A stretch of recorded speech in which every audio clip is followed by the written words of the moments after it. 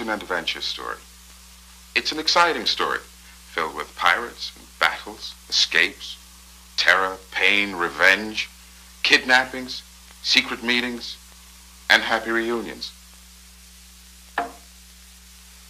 Now, what makes this story out of the ordinary is this.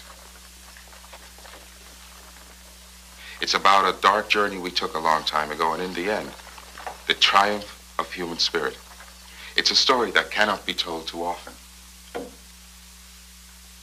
It's a sad comment on the world, but think of this a minute. So often, great art and great achievements are born out of anger, alienation, and frustration. The famous historian Arnold Toynbee called it challenge and response. So you see, from the seeds of slavery in America came the fruits of culture. Our story begins in the rich and colorful community life of West Africa several hundred years ago.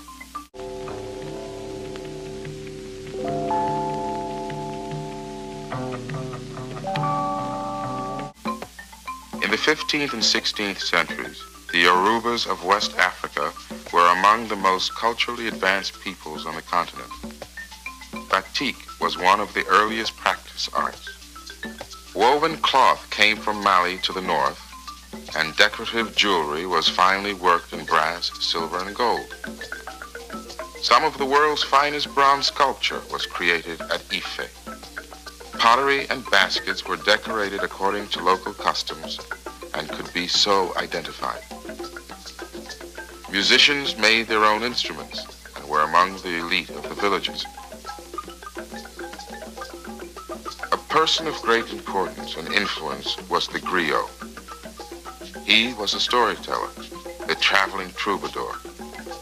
But more than that, he was the recorder of history, the authority who went from village to village carrying the news. Here, at this Yoruba wedding ceremony, he passes on his stories, and the people, for emphasis, repeat the principal facts.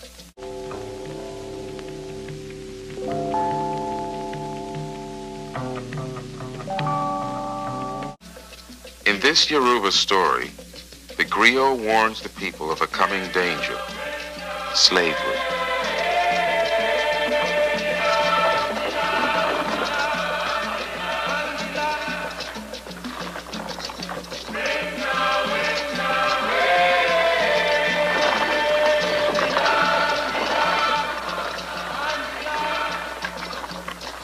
Torn from their families, taken from their home,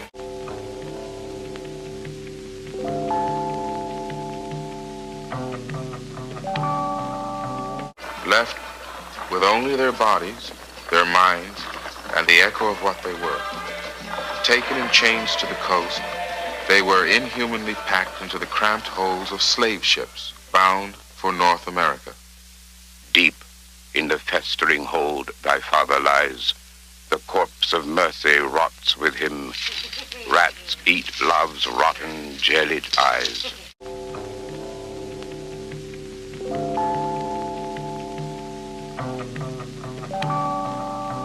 But oh, the living look at you with human eyes whose suffering accuses you, whose hatred reaches through the thrill of dark to strike you like a leper's claw. You cannot stare that hatred down, or chain the fear that stalks the watchers and breathes on you its fetid, scorching breath. Cannot kill the deep, immortal human wish, the timeless will. Voyage through death to life on these shores. And so, the enslaved people of many West African cultures were put to working the land.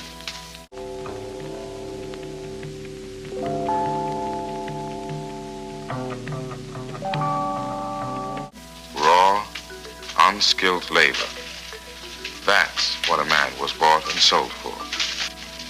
But the realities of life reawakened cultural instincts. To keep warm at night, quilts were fashioned out of cast-off clothes. The patterns instinctively followed half-forgotten African designs, still seen today in modern textiles. Old skills were quickly relearned. Slave owners found that many slaves made excellent blacksmiths. Woodworking skills among the slaves were put to use in carpentry tasks, furniture making, and wood carving. Since skilled labor was hard to find in colonial America, slaves were always in demand as masons, cobblers, locksmiths, tanners, bookbinders, silversmiths, and engravers. The plantation owners feared the possible power of the slaves. The owners were suspicious about blacks gathering alone for religious activity, and at best, tolerated it. In America, the slaves identified with the biblical Hebrews in Egyptian bondage.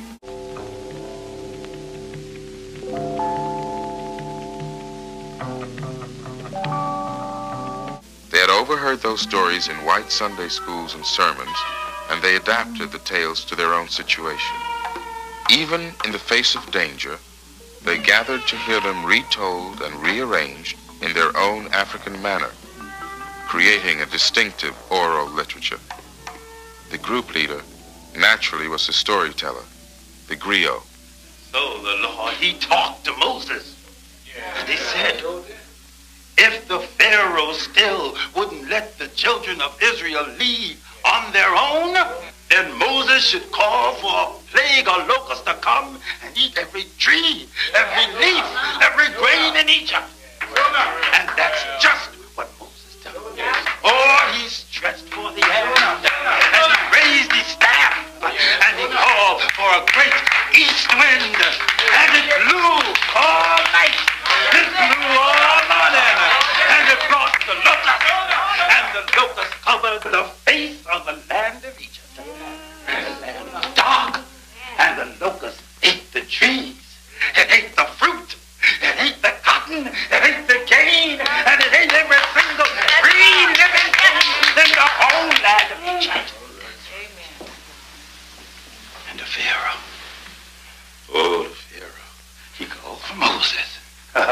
And he said, Moses, I see how I was wrong in not giving the children of Israel their freedom. And he sure was silent and pleased with Moses forgiving me sin. And Moses, he prayed to the Lord.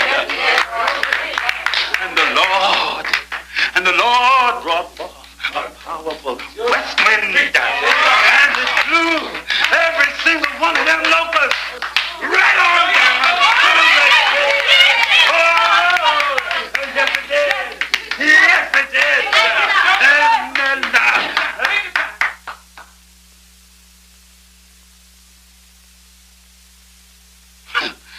but the Pharaoh,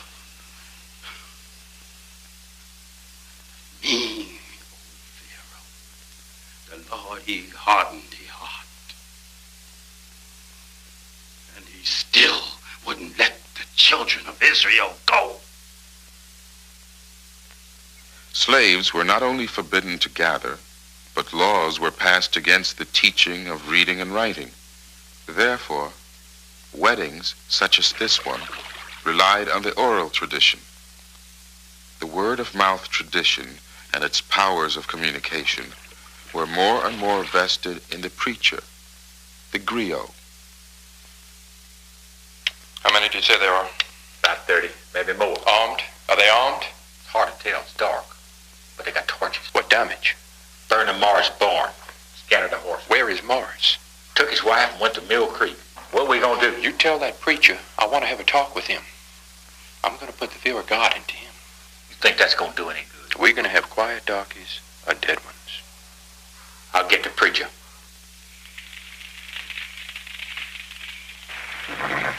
This is the rule. No more than 5 slaves are to gather for any reason unless there's a white man present.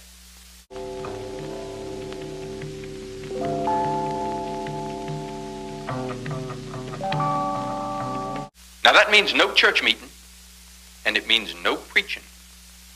This is your only warning. If we catch you together, we'll sell the men and shipped the women and children down the river. Do you understand me, preacher?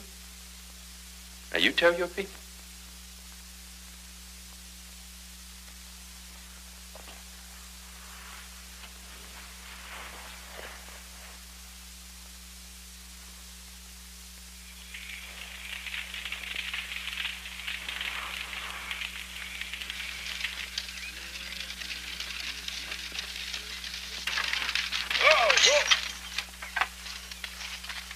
Can you read? You want to be free? Yeah. You want to get to the north? I got something for you. By the late 1840s, people against slavery from the north were secretly visiting the south.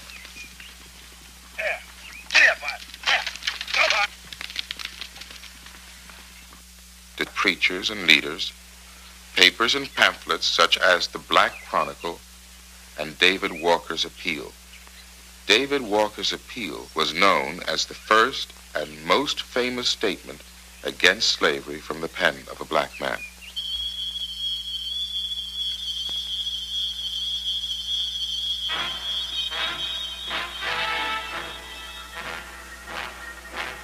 Runs, falls, rises, stumbles on from darkness into darkness, and the darkness thicketed with shapes of terror, and the hunters pursuing, and the hounds pursuing, and the night cold, and the night long, and the river to cross, and the jackma lanterns beckoning, beckoning. Renegade, renegade, renegade, rise and go, or fare you well. No more auction block for me, no more driver's lash for me. Oh, that train, ghost story train, through swamp and savanna, move her in, over trestles of dew, through caves of the wish, midnight special on a saber track, move her in, first stop mercy and the last a hallelujah.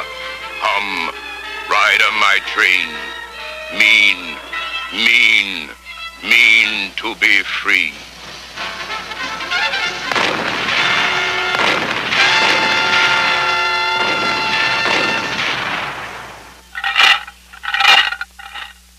And after the Holocaust, there was a freedom, on paper at least. Technically, slavery had ended, but the struggle for equality was just beginning. The mighty, vigorous tree that had come from Africa had been pruned back almost to its roots. But from those roots sprang a healthy new growth, a vital, intense growth that made important contributions to the mainstream of American life.